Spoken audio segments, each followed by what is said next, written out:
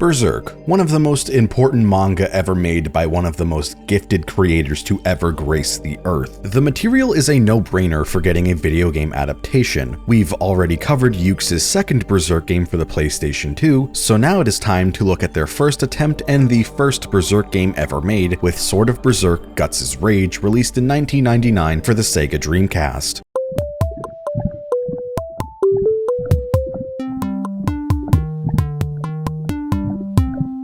Now, part of me feels it is unfair to compare this game to its successor, but the PS2 Berserk game is such a massive leap in quality from the first one that I am going to end up comparing the two of them a lot, just to highlight how much better that game is, and just how middling the Dreamcast game unfortunately turned out. Obviously, you aren't always going to hit it out of the park on your first try. I usually expect most first entries in a series to be the awkward jank one, whose ideas would be ironed out in a much better sequel. Unless your name is Fear, where the first game is a masterpiece and the series progressively only got more and more shit with each new installment. Unlike the PlayStation 2 game, which was covering the story of the manga, taking place just after the Tower of Conviction, when Guts and Casca are reunited and go on their journey together, the Sword of Berserk is an original story penned by Kentaro Miura, and it has all of the strengths of this man's writing that made me fall in love with his works in the first place. Part of me wishes this eventually got reincorporated into the manga itself, since the presentation of an early 3D game from 1999, with its lopsided English dub, is not doing the story justice. With the death of Kentaro Miura, that sadly will never happen. The music for this game was done by Susumu Hirasawa, the man who composed the music for the 1997 anime, and his tracks for this game are amazing.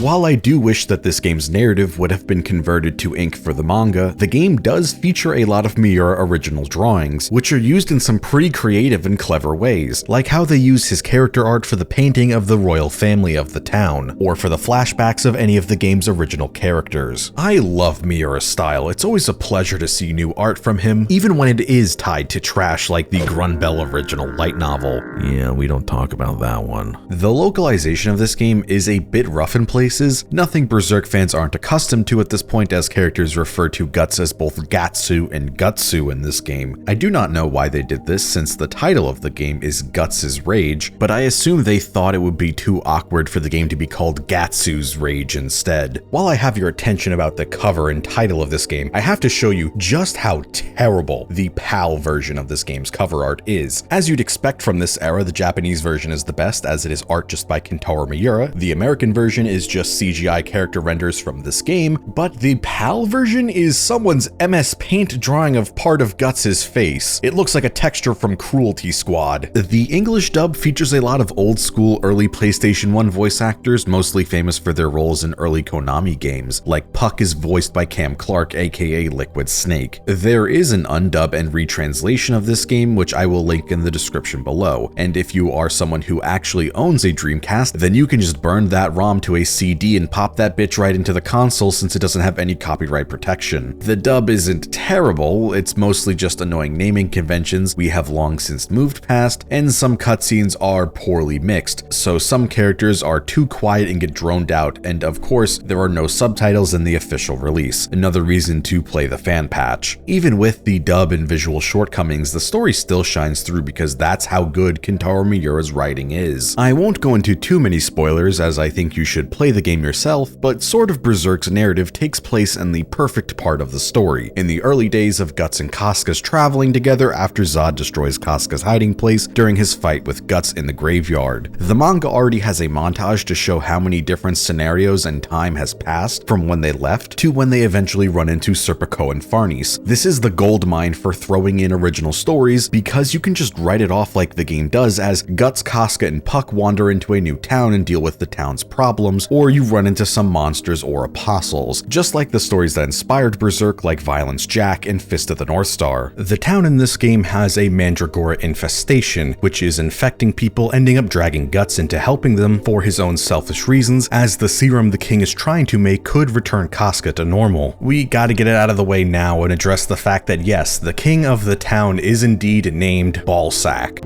I'm Ballsack, ruler of this town.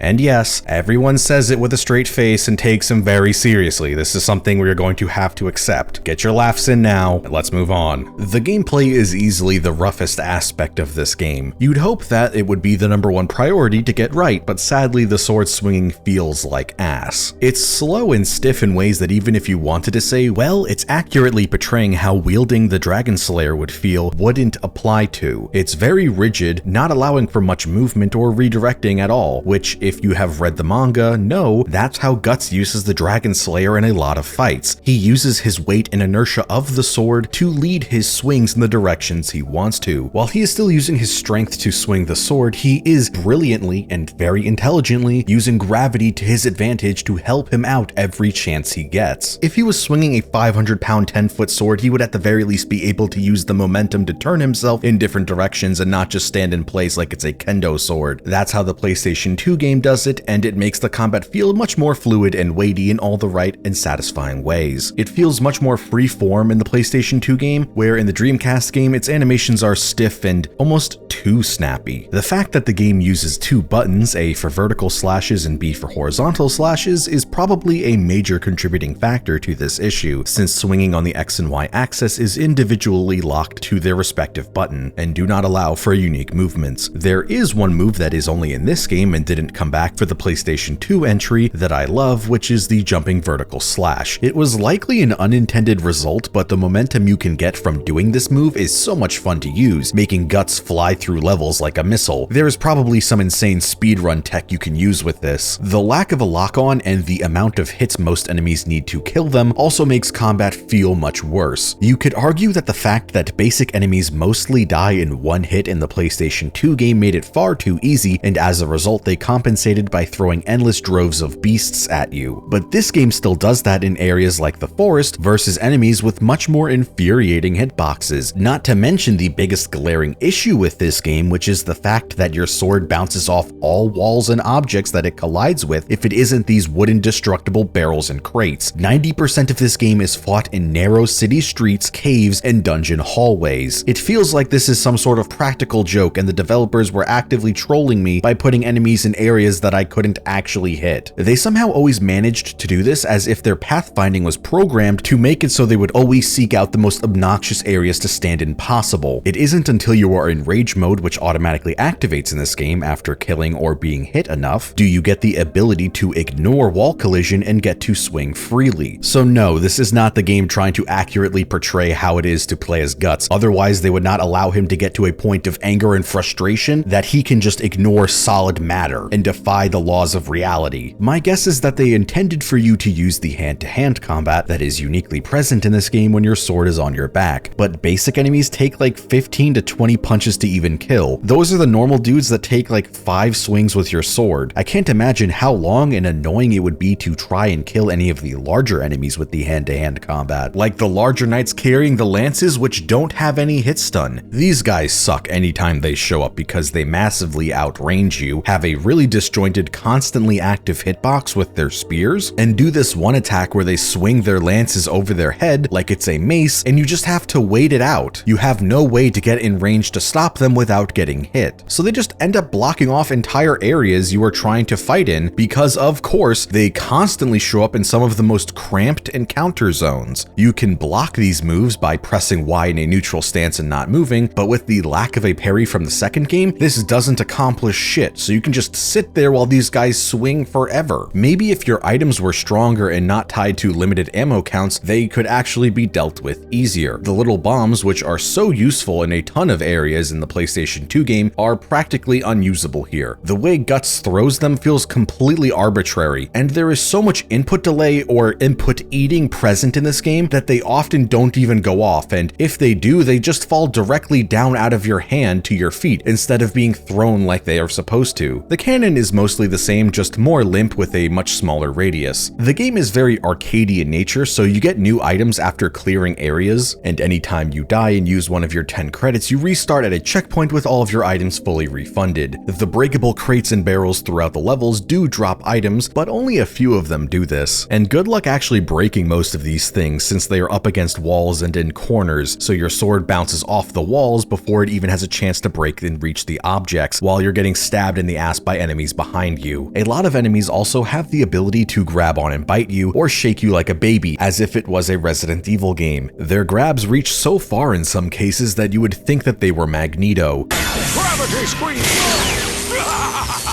The crawling enemies are the worst offenders of this, since they are already super hard to hit because their hitboxes are so low to the ground, and your sword swings aren't really going in directions to actually hit them. So given what I've said so far about the combat, it should come at no surprise that the boss fights aren't very good. They are still better than the Berserk Musou game, but that's not a very high bar to clear. I just did not have the logic to fight some of these bosses without taking damage, like the giant turnip, which you can apparently not take damage from its screaming attack by simply putting your sword up in front of you. The Dragon Slayer just absorbs all incoming sound like it's a tuning fork. Your fight with Zod feels like it's for a completely different game that controls far better. This was my biggest roadblock with the game, since the stiffness made it hard to dodge attacks while actually doing anything more than a single hit, while Zod's massive hitbox would send me flying. This fight shows us how night and day the combat feels without the parry present in the PlayStation 2 game, beating him the same way I beat Millennia. The more things change, the more they stay the same. Maybe that one post on Backlogged about this game was onto something. If you get stuck on any of the bosses, then you're likely to run into the game's pretty abysmal and misleading save system. Like we have previously already covered, the game has a very arcadey base to its design, so it uses a 10-credit live system. Once those credits run out, then it's a game over and kicks you back out to the main menu. When you load it back in, it'll start you back at the last time you saw this message, "New stage reached." This means you can possibly lose a huge amount of progress if it's near the Zod fight, or in the castle at the end of the game, like it unfortunately was for me. At points like this, just do what I advised in my Berserk PS2 review. Simply run past the enemies you have to refight. It turns out only a few screens require you to kill all of the monsters to hit a zone transition, so unless it's stopping you, there's no real reason to subject yourself to the jank combat and annoying hitboxes any more than you have to. Where the save system reveals how poor its implementation is when you try to stop mid-session and want to take a break. At a point, I was starting to get pretty annoyed with the game. This was before the Zod fight that used up all of my credits. I knew I had only about an hour left in the game, but I thought it would be better to just take a break so I didn't force myself to complete the game as fast as I can, so I could turn around and make a video on it as fast as possible and end up souring my experience on it, which is something that you can very easily do when you make videos on games. I also wanted to go back to the main menu and check if there was a subtitle setting that I missed and just didn't turn on. I wasn't really sure how to save the game, so I looked it up just to be sure, and some random post I found said to save and exit and it'll be fine. What this post fails to mention is that while it is going to save your progress, that doesn't mean it's actually going to save where you are. So you can be one room away from the next one of those and have to quit for whatever reason, thus requiring you to do all the bullshit of the previous hour again. I don't know why it does this, considering when you die and use a credit, the game has a ton of checkpoints that it spawns you at throughout levels. So if you saw this happen previously before quitting, this is where you would think it would start you at. There are a few unlockables for beating the game on different difficulties. For beating the game on easy, you get a mini game where you play as Puck. This game mode has you inside Guts' man bag, where you swat mandragoras as they fall into the Merce. For beating the game on normal, you get the Battle Arena, which is a time attack game mode where you can rematch the bosses and key encounters of the game. For beating the game on hard, you get No Limit, which allows you to play with unlimited ammo for your 4 pieces of gear. The Puck one is charming for 2 minutes, which is the amount of time it takes to play it once, but after that, none of these are particularly interesting or worth going for and unlocking. It's unfortunate to say, but the game is rather middling. It nails the visual aesthetics of Berserk. The character models may show their age now, but the environments still hold up. Their color choices match those of Miura's colored pages and artwork. For 1999, this is an excellent achievement for adapting the world of Berserk into an interactive 3D game. The story is tragic and bittersweet, giving the viewers a taste of what wouldn't be a plot point that is paid off for another 19 years. It's a pretty flawed game, to the point that I would say it's incredibly flawed, but even in saying that, part of me still wants to recommend playing it. Maybe that's a cop-out answer after mostly shit-talking this game for 20 minutes, only to turn around and tell you to still play it anyways, but there is a piece of original Berserk story trapped to this game, and I think it's worth experiencing. The game is only roughly 2 to 3 hours long, so it's not even that much of a time investment. Play the game on easy, run past enemies if they get annoying, enjoy the story, and know that if you found this game's gameplay even slightly interesting or enjoyable, the PlayStation 2 game is a fully realized version of the Sword of Berserk Guts' Rage. But for this game, all you can do is try to make the most of it, and enjoy the little videos of Puck on the controller's VMU. These rule. I wish we could still do stuff like this.